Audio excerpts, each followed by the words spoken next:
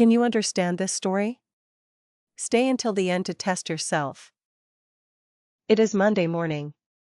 Anna comes to work early. She is very tired today. Anna walks to the kitchen. She needs a cup of coffee. Anna presses the button on the coffee machine. Nothing happens. She presses the button again. The machine makes a strange noise.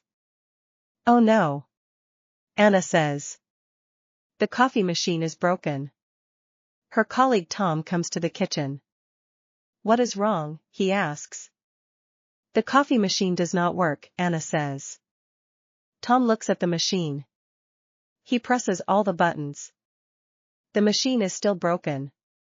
I need coffee, Anna says sadly. Me too, Tom agrees. They tell their boss about the problem. The boss says, there is a cafe next door. Anna and Tom go to the cafe. They buy coffee for everyone in the office. Anna has a big cup of coffee now. She feels much better. The boss calls someone to fix the machine.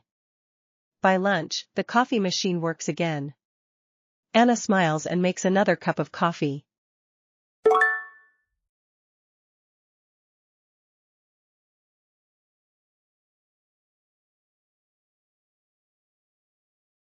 Learn with LingoStories.app.